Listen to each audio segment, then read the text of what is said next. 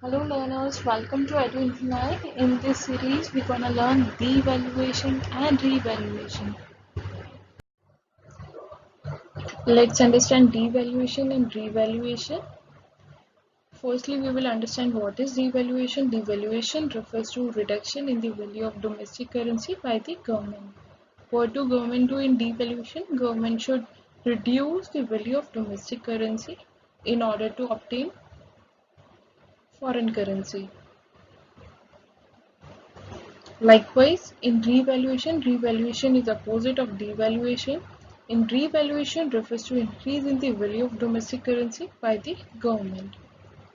In revaluation, government increase the value of domestic currency. Let's discuss devaluation and revaluation in detail further. Let's discuss devaluation in detail. Devaluation of a country is a deliberate lowering of an official exchange rate of a country and setting a new fixed rate with respect to a reference of a foreign currency such as the USD. What do we do in devaluation? We have to lower the official exchange rate of a country and we have to set new fixed exchange rate with respect to reference of a foreign currency. Let's say US dollars. It should not be confused with the depreciation, which is a decrease in the currency value as compared to other major currency benchmarks due to market forces. And yes, we do not have to confuse devaluation with the depreciation, because in the depreciation we used to decrease the currency value, as we are paying 60 INR in order to purchase $1. In depreciation, we have to pay 61 Indian rupees in order to obtain $1. Means currency is declined by rupee 1. But in devaluation is something different. Here we are sharing some units. Means we are not declining the currency value. Here we are sharing more units in order to obtain that particular currency. The process of devaluation tends to render the foreign currency more expensive than the local currency. And yes, the process of devaluation also renders foreign currency will be more expensive for a local currency.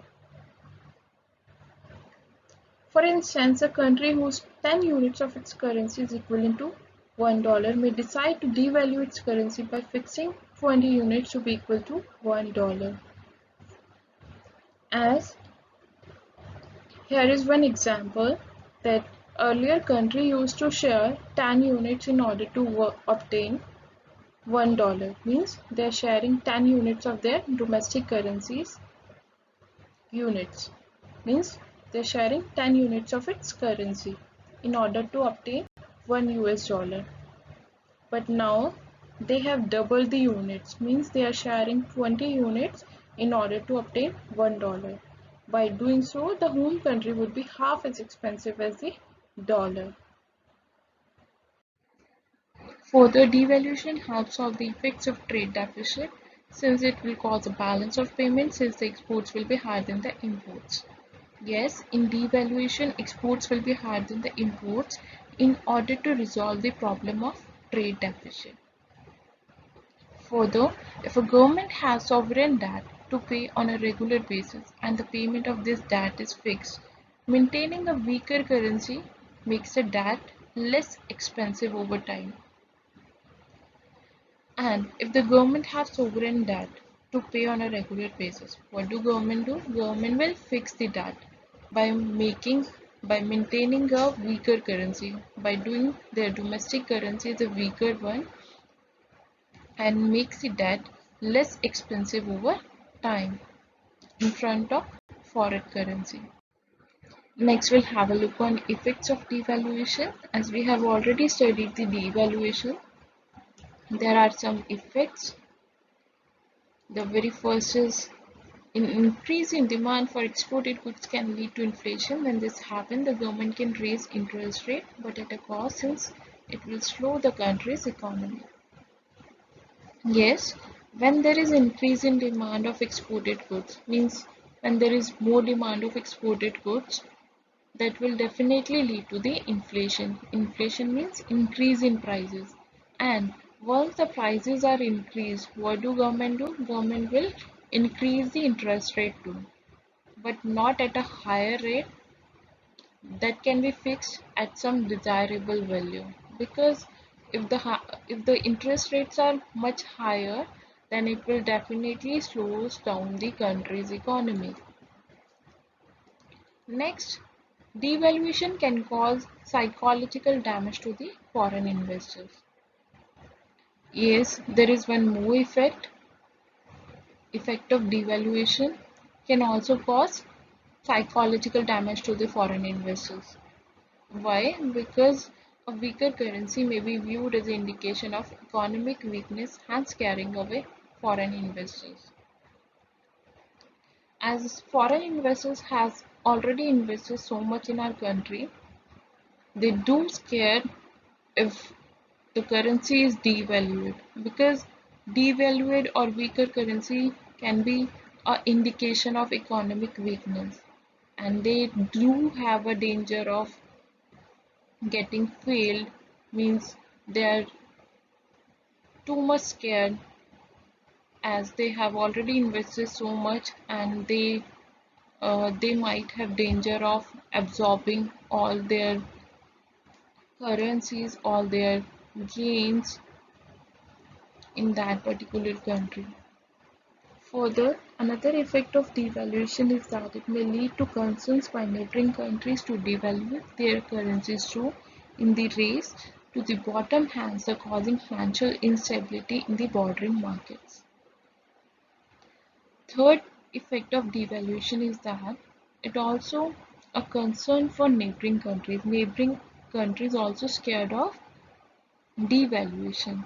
Why? Because they are dealing on their bordering markets, and they have a danger of losing their financial stability too. They have a danger to face. They are also afraid of losing their economic value. So this is another effect. Further, we will understand the currency revaluation, as we have already discussed about the currency devaluation. Now let's have a look on revaluation. Revaluation is a significant rise in a country's official exchange rates in relation to a foreign currency. The process of revaluation can only be done by the central government of the revaluing country. In devaluation, we have faced so many economic deficiencies, because one has to devalue their currency's economy in front of foreign currencies. But revaluation is just opposite to devaluation. Here, there is significant rise in the country's official exchange rates in relation to a foreign currency. And all the process of revaluation can be done by the central government, central bank only. For instance, if a country's currency trades at 10 units to 1 US dollar, to revalue it, the said country can change to using 5 units of its currency to be equivalent to $1.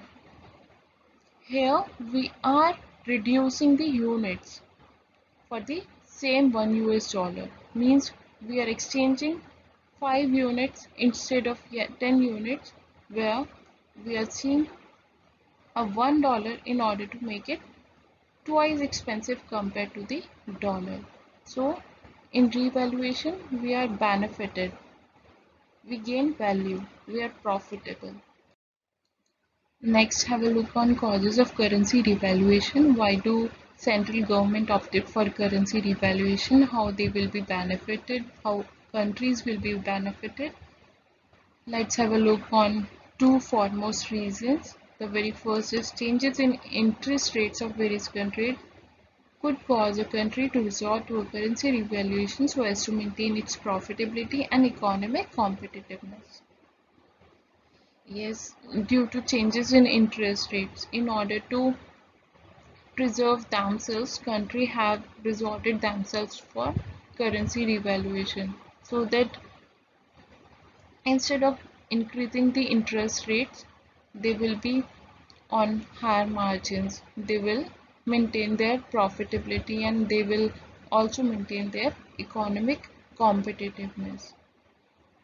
Next, countries can also revalue their currency for speculative purposes.